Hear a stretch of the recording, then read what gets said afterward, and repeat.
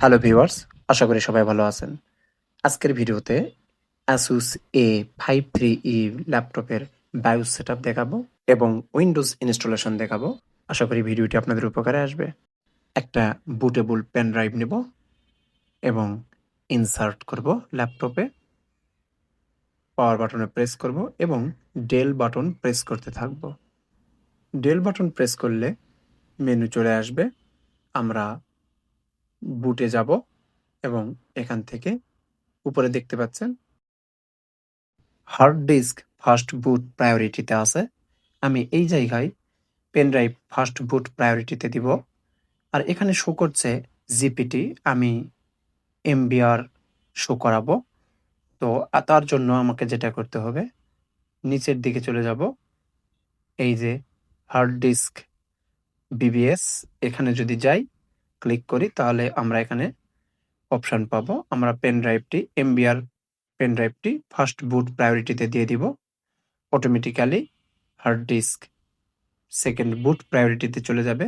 আমরা এখান থেকে ব্যাকে যাব এবং এখানে দেখতে পাচ্ছি এখন পেন ড্রাইভটি ফার্স্ট বুট প্রায়োরিটিতে চলে এসেছে।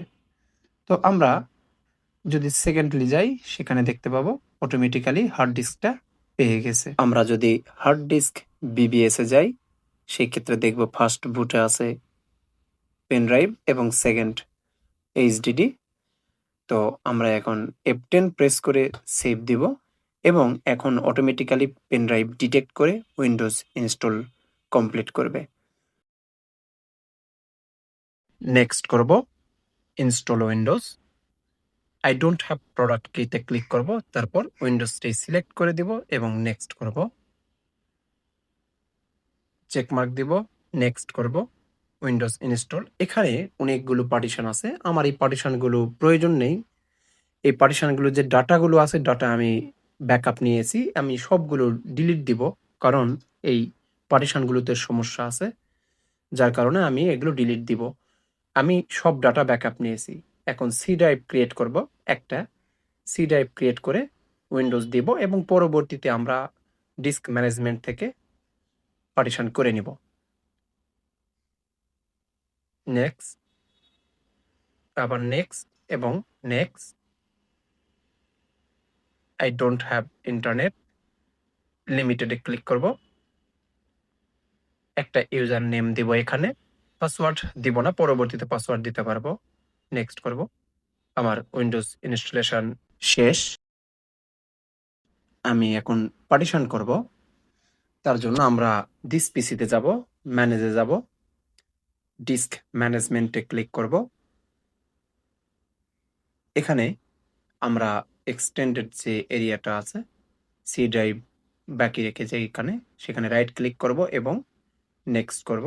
এখানে যতটুকু জায়গা দেব সেটা দিয়ে নেক্সট করব। পরবর্তীগুলো সেম।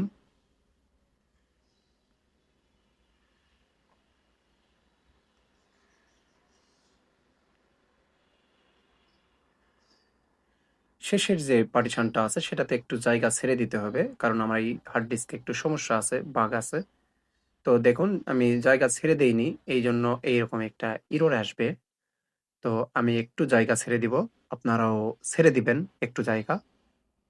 500 মেগাবাইট হতে পারে, 1 জিবি হতে পারে, ছেড়ে দিবেন। দিয়ে আপনারা প্রক্রিয়া সম্পূর্ণ করবেন।